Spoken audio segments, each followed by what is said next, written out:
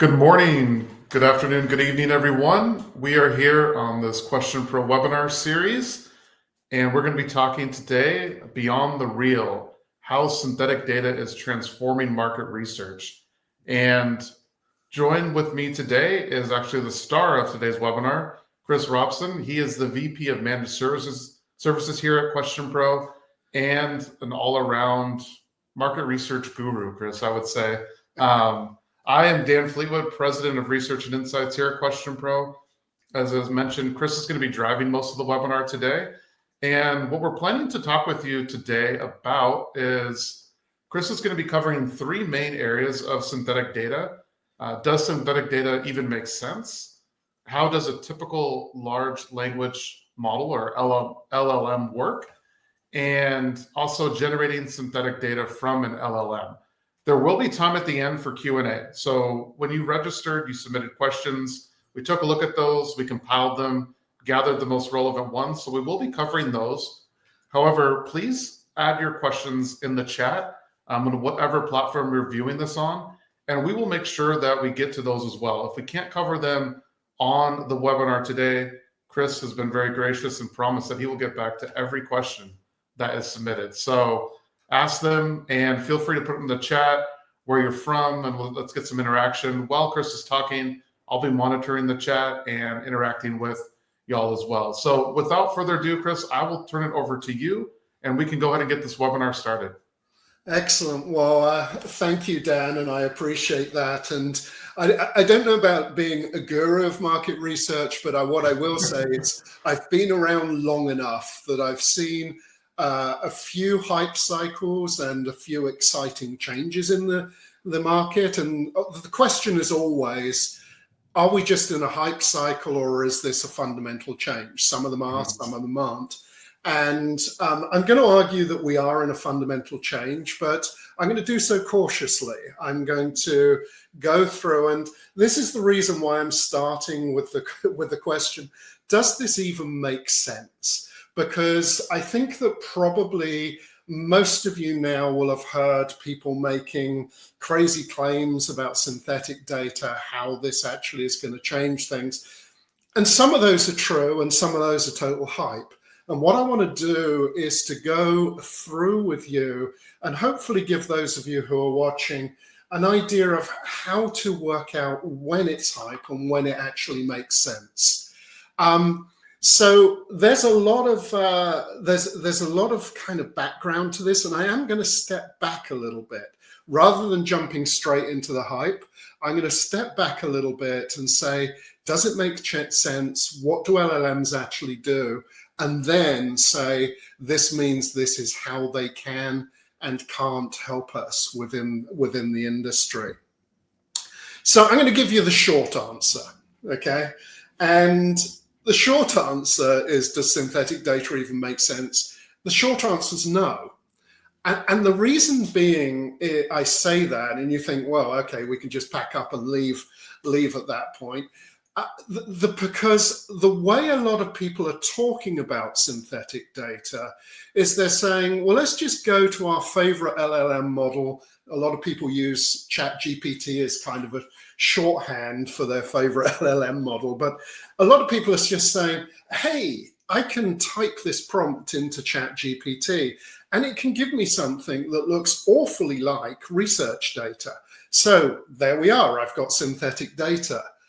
That doesn't make sense. And the reason why that doesn't make sense is it's basically a circular argument, because if you say, hey, let's generate a bunch of data and then let's analyze that data to find out what the answer to our business question is, then you might as well just go to the LLM and ask it the question in the first place. And I'm seeing a lot of this circular reasoning where people are saying, hey, I can generate things that look like data. I can analyze it and then I get my answer, and and that really doesn't make sense. So if you hear people talk like that, know that that doesn't really work, and you might as well just ask ChatGPT if you can get the same result. And I'll show you an example of this later. Then really the synthetic data part doesn't make as much sense. However, The longer answer, and the answer that I'm going to give in this webinar, is it does make sense under certain situations. And these certain situations are, you understand what the underlying technology does, how it knows things, and how we can use it to augment real data. Okay. You'll notice I use the term augment real data. You have to have data to augment, or somebody has to have the data to augment. In terms of, you can't just go to the model, and again, and I'll go into that in some details. But if you have that data to augment, this is an incredibly powerful tool. As a statistician, I'm actually amazed at this. For those of you, a quick statisticians aside, for those of you, the first time you came across bootstrapping, you said, oh my goodness, this is getting stuff for free. And then you realize the maths behind it and why it works. Very similar kind of experience here, that once you understand the math behind what's going on, you see why synthetic data makes sense. And I'll go into a little bit of that in this. And then the final one is that you're realistic about its possibilities and realistic about its limitations. Okay, this is not a, hey, turn everything off, we're never going to use panel sample again, we're never going to go and ask a survey again. Absolutely not. We still need that for many reasons, and we'll go into some of those. But if you are realistic about the possibilities and the limitations, then this is a phenomenally powerful addition to the research capabilities. So what I want to do is I want to step back a little bit, because a lot of people, their experience with what we call AI, what we call LLMs, large language models, their experience is with things like ChatGPT and Claude and the others, Copilot. And one of the things I want to say is, if you're using those and that's what your experience is, that's great, and you should be using those, and you should be using them in your day-to-day work. However, that's not going to get you to synthetic data. Okay, you're not going to get synthetic data just by stuffing prompts in ChatGPT. It doesn't work like that. There's a lot more to it than that. So what we need to do is step back a little bit and say, well, what's the underlying technology here and why does it work? So what I want to do is to cast our minds back. And now, please put in the chat, in the comments, whatever platform you're using, do you remember this toy? Okay, some of you may well remember it. Some of you may actually have never seen it before. I'm probably showing my age a little bit. This came out, I think, in the early 2000s. But this toy was this 20 question toy. And if you've ever played with one of these, if you've ever been to a party where somebody was passing one around, these things were mind-blowing. That felt like magic. What happened is you would think of because it claimed it could read your mind, and the way it worked was you would think of an object, and you could go with something like a wooden mallet or something like that. It could be incredibly obscure, and then it would ask you a bunch of questions, the standard animal, vegetable, mineral 20 questions type questions, and invariably it would actually get it right. Okay, it would actually be able to guess. And when these things first came out, they were mind-blowing. Okay, they were very, very surprising that they could do so well. And it turns out that these little toys knew about 10,000 objects. Okay, and they would ask a bunch of yes/no questions. They actually had a simple neural net in there, so they were actually an early version of what we now call AI. You can call it machine learning if you wish, but basically it was a little neural net in there, and it would actually very quickly come down to what the thing was you were thinking about. And even though that was surprising, if you step back and think about it, If you ask 20 yes/no questions, then mathematically there are 2 to the 20 combinations, or actually 1,000,000 objects. So this thing could theoretically, within 20 questions, have identified 1,000,000 objects. And it's that power of compounding when we go by to the 2 to the 20 in this case, that actually is behind how some of these LLMs can actually seem to know so much. And basically, it's this idea of how are we compressing, how are we getting all that information, that knowledge into one system? So think about it. And this is something that I have been thinking about, and philosophically, if you want to know what keeps me up at night, the simple answer is 33 bits. Okay, because if you had 33 yes/no questions, you could address over 8.5 billion objects. Those objects could be people.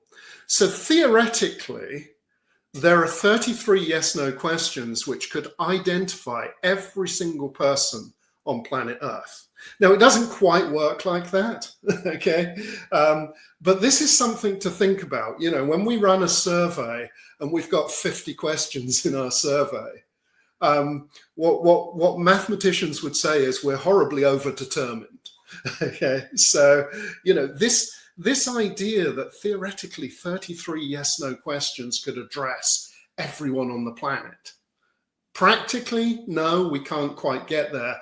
But it gives us an idea of, we like to think, and we are all very unique, but it doesn't take a lot of data to express that uniqueness. Okay, that's the thing that I want people to understand. We are all unique, but theoretically, it doesn't take a lot of data to express that uniqueness. And this is part of what we're reaching into when we think about our synthetic data. So when you look at a modern LLM, I mean, like the ones between ChatGPT, so it's something like GPT 4.0 or 3.5. Typically, what happens is it takes the text and it embeds it into this large dimensional space, typically around 1,500 dimensions. This is a mathematical semantic representation of a piece of text or a document. And that document could represent an individual or an individual's response to a question. And the reason why I bring this up is when you look at the numbers there, 1,500 dimensions, okay, comparing it to the 33, we see that we're very overdetermined. So at least in principle, there's this idea that this could be incredibly representative of individuals and even to individuals' response to a specific question. So it's not like we're doing things which are crazily out of whack from a mathematical perspective, but this is kind of the basis of what's going on. So one way of thinking about what the LLMs are doing are large language models, the ones behind things like Claude and ChatGPT and all the others.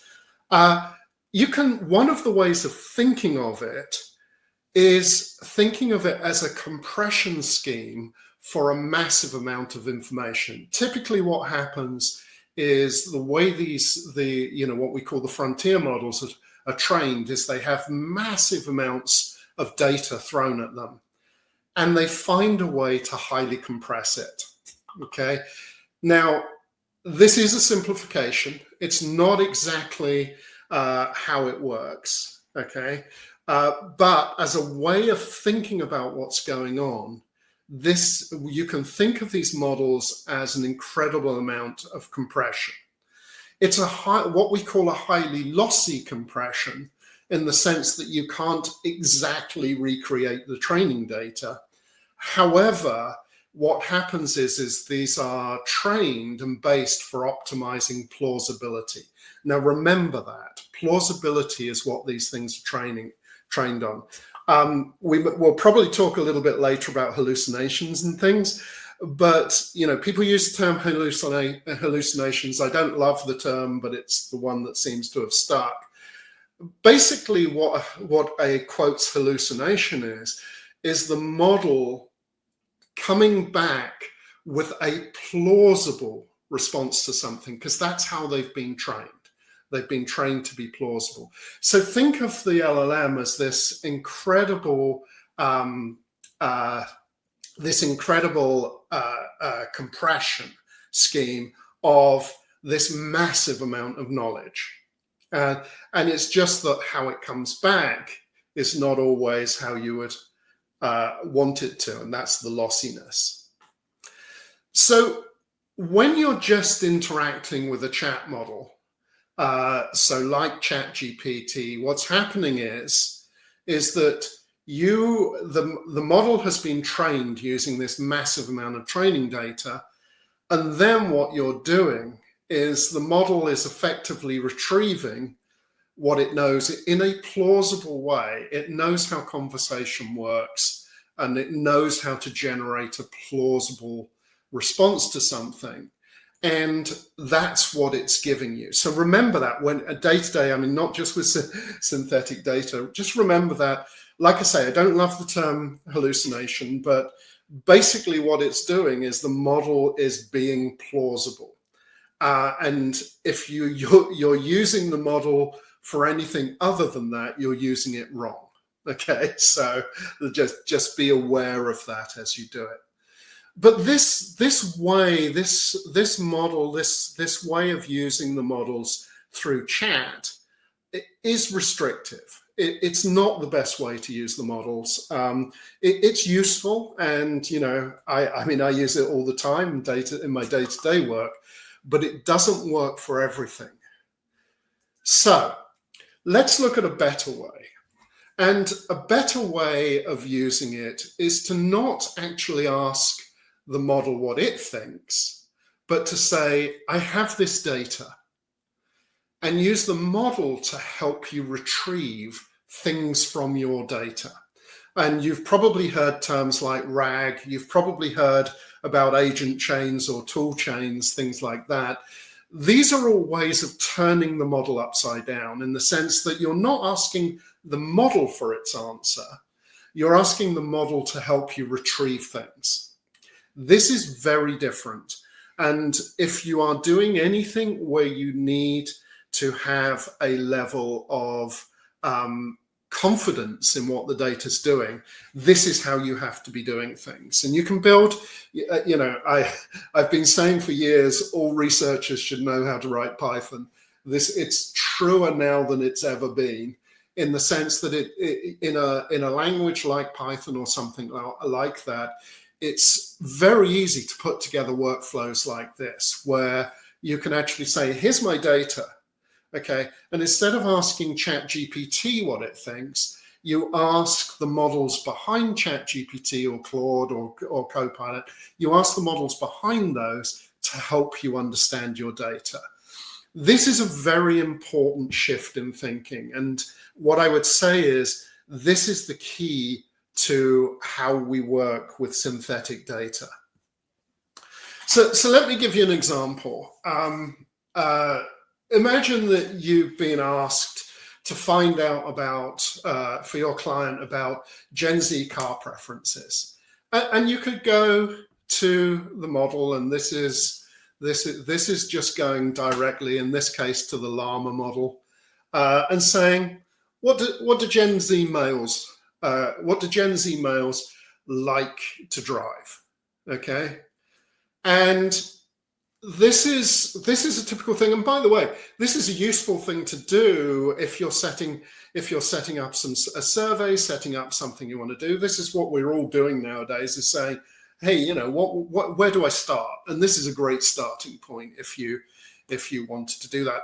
But if you've done this, you'll probably also know it's not particularly insightful.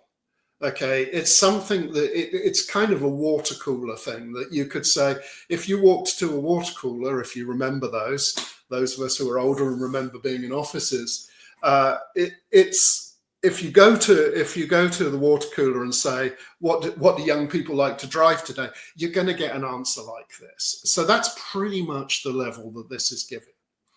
And so this is what happens when you just go to the model, in this case, llama. But if you just go to the model, this is the kind of thing you get. However, you can get more insights if you actually build what we call personas, which is to say you take real data from a real individual, all of their background, all of their things they care about, how they live, what they value, those kind of things. And you can see here, we've done that. We've got two very different personas. One is somebody who's quite urban and going to art school. The other is somebody who is very, very rural and working in a rural area. And you're going to get different answers. And this is where going to a persona that is based on real data actually starts to be interesting. Because you can see here, you would expect there to be different responses from a 20-year-old male who's in an urban setting to one who's in a rural setting. And even within the urban setting with different individuals, you would expect to get different responses. And in a rural setting with different individuals, you would expect to get different responses. And so what happens is we can build on top of the data we have. And you see, we've asked exactly the same questions here, but we're getting very different answers because we're building on top of real data. And so this brings us to this idea, and there are different names for this. The industry hasn't settled on a name. We call them cohorts. This idea of bringing together a large number of these personas and using the personas. So, maybe you bring together 100, 1,000 of these personas, each one based on a real individual, on data from a real individual. But when we ask them things, we can start to talk to them as a group. And if you're beginning to be skeptical, don't just take my word for it. This is a recent paper a friend of mine pointed out to me the other day. And this is the kind of thing. So this is from Cornell. And this is an example of where basically they've done this. They created a cohort of just over 1,000 individuals. They created personas for those cohort. They then asked the AI, the AI generated personas questions, and they also asked the original individuals, the real people, the same questions. And they were getting about 85% agreement between what the AI generated cohort was doing and what the real people did.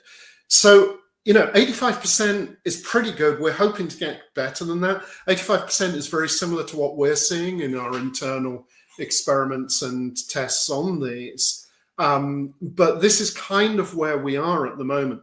What this means is, and remember, this is where you're asking the AI questions outside of what the base persona did, and we're doing the same, not quite in the same way as this. The way we're doing our tests is we are basically creating the persona on a restricted set of the data we have on them, then asking and basically doing cross validation to work out how well it's predicting the other parts of the data. And this 85% figure, very close to what we're seeing when we do this. So at that level, this is pretty useful to be able to get to that level of agreement.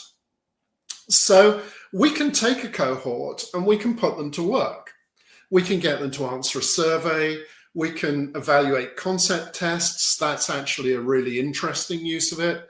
especially when remembering we can use these in both a quant and a qual type of way. We can get qualitative responses from the cohorts, from the individuals represented within the cohorts, and then put that together.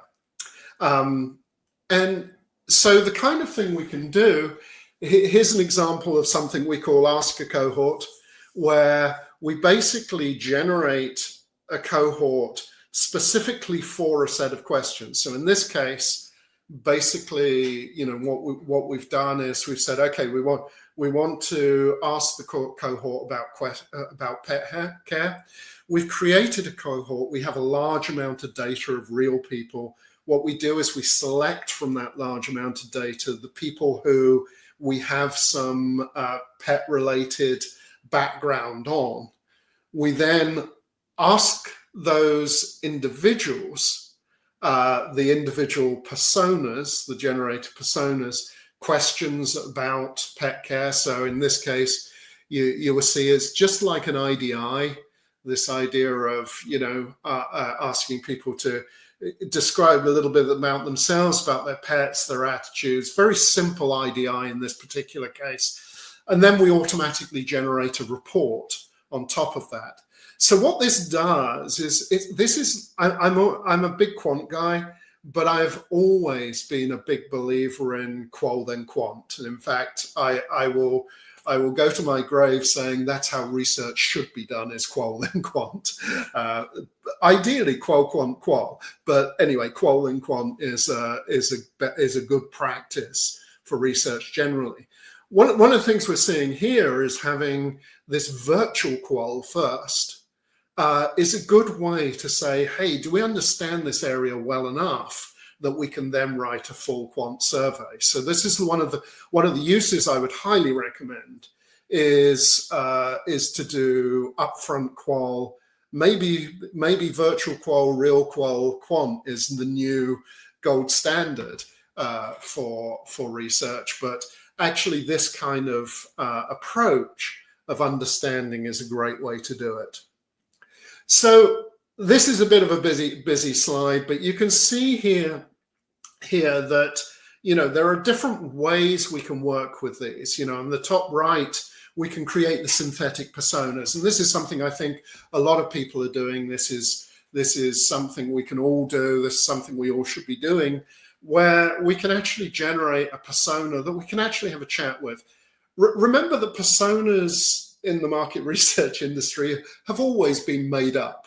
Okay, we've created the Becky the soccer mum, okay, which isn't a real person, but is somebody that helps us bring a segment to life. And what this does is this actually allows us to really bring to life those segments or individuals that represent a certain part of our audience.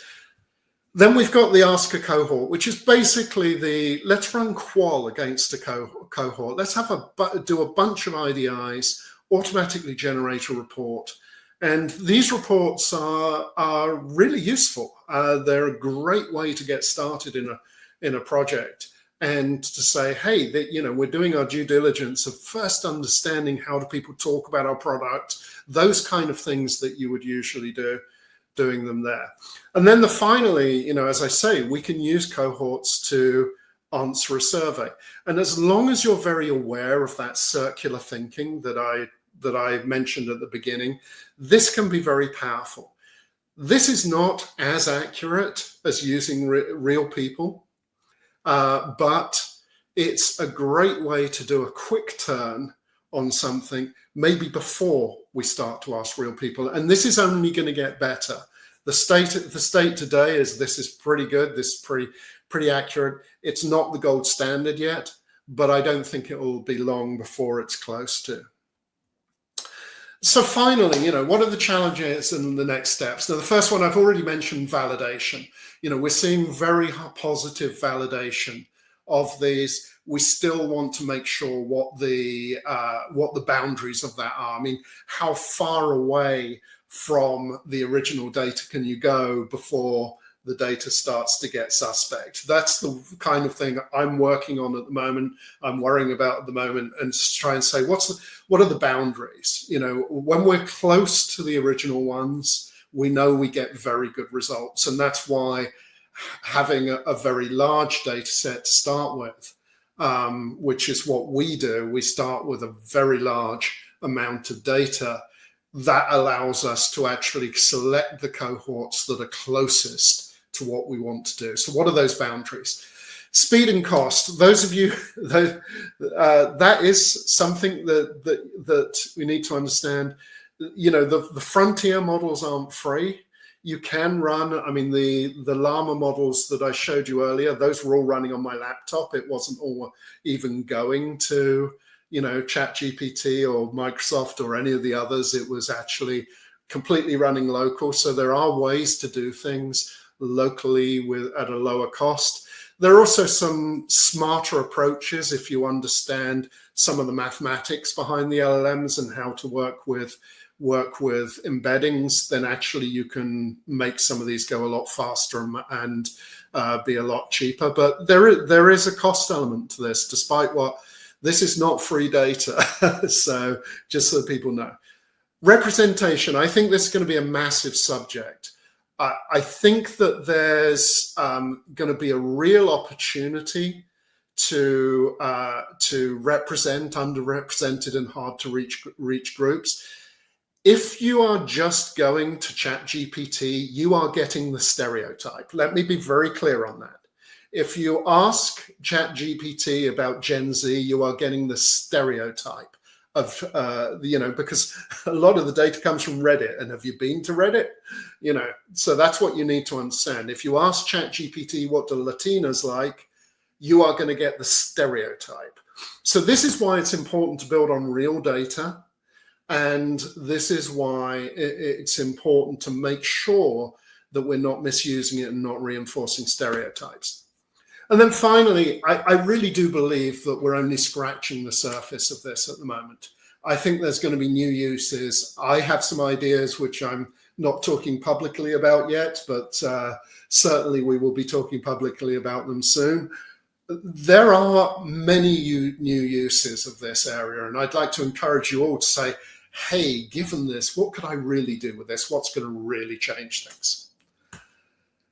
So that's the deck. Hopefully we covered some of the areas that you were interested in, and I'll take some questions now.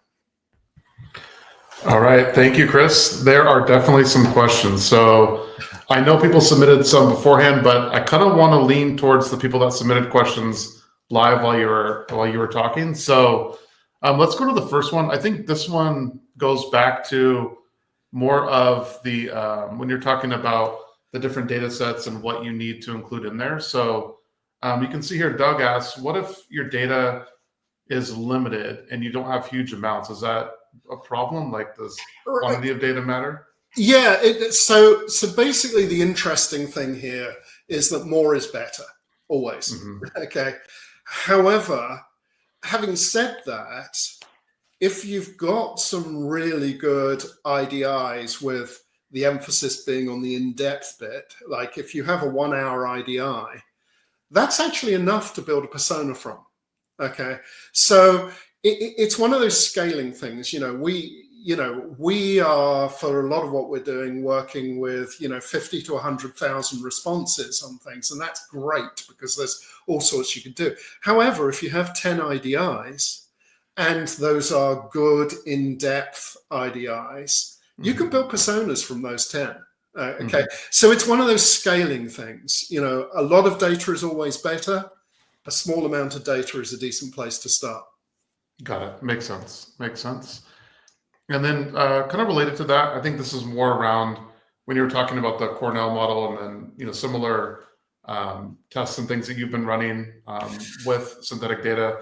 You mentioned the 85%. Does that mean the AI data is only 85% accurate? How should that be interpreted? So what it means, yeah, good question. Because what it means is on a question by question basis, there's an 85% agreement with what the model, the AI persona model predicts a response would be to the actual one. Now that is so. What happens is what that means is kind of what we're doing is we're creating somebody who is what in the marketing technology area we would call a lookalike. This is somebody who looks like this person and is very alike this person, but it's not exactly this person. So whether 85% is good enough for your use case, it depends on the use case. There are some use cases where that's dreadful and you would not ever want to do that.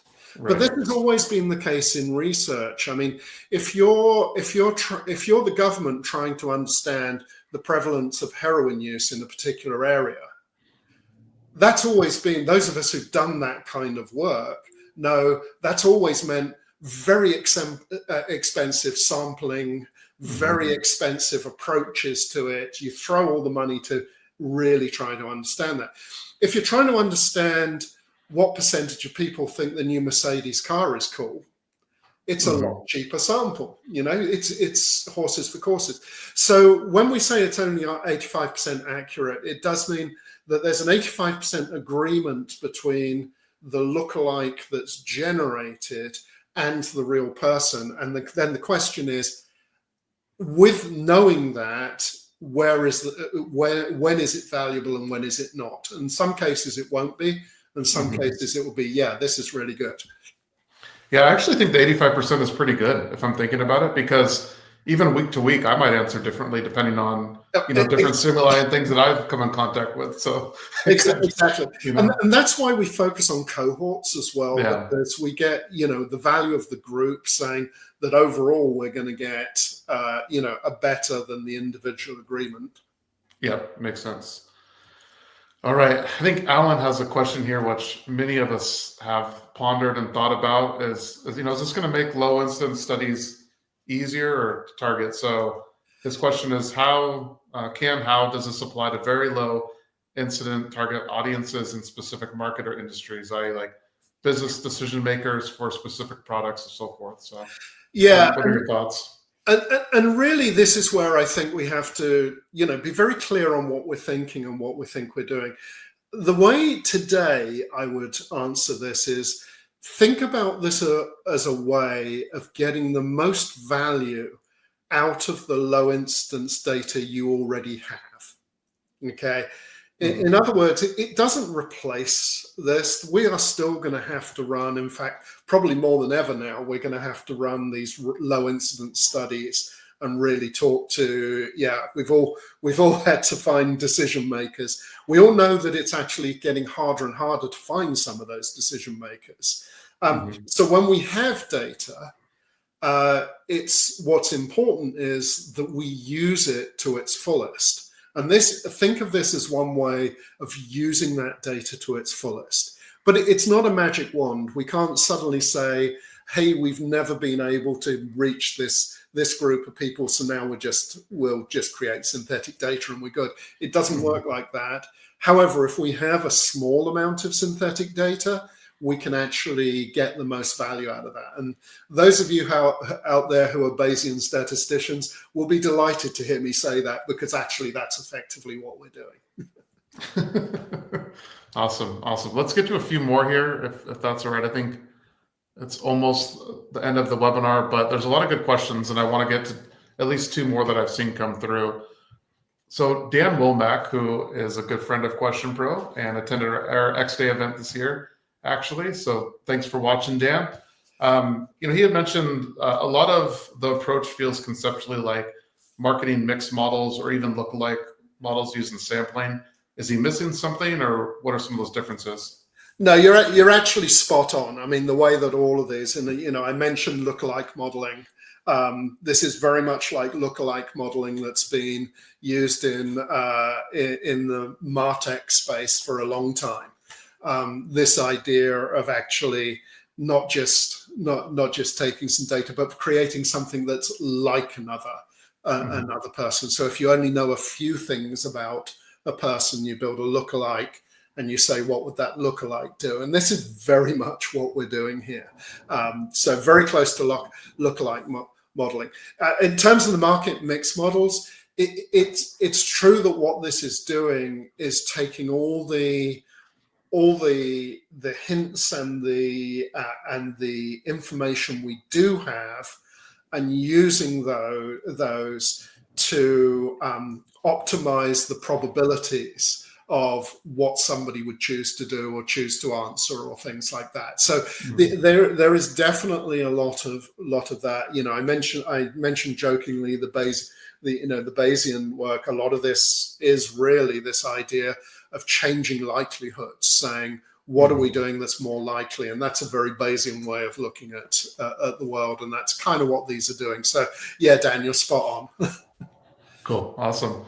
All right, let's do one more question here. And I think this is, when I saw this, I think a lot of people are wondering this, how does this work with blending synthetic responses with real responses to bolster sample size or, fill the gap, so to speak, on a particular study?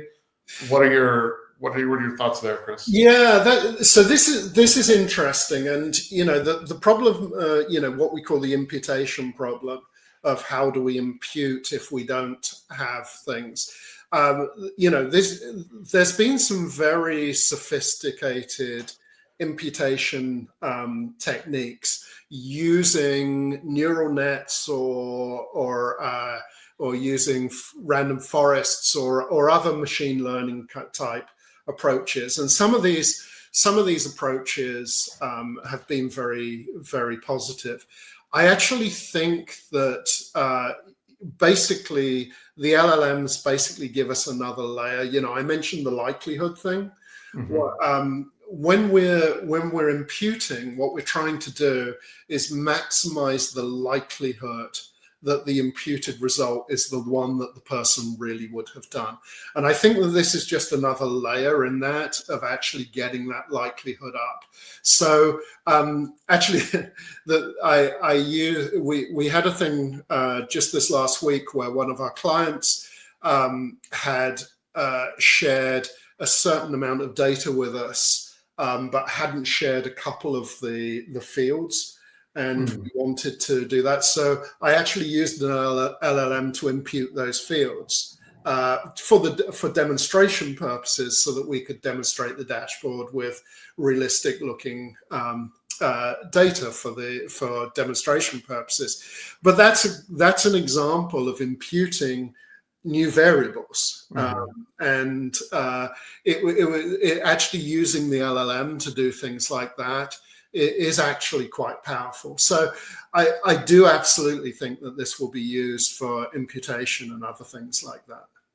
Got it. Awesome. Well, I think that's all the time we have today for questions.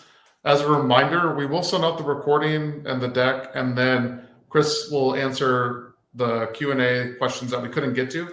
He'll answer those, and we'll make sure that everyone gets a copy of those. It might be a blog post, it might be in a document that we'll send you.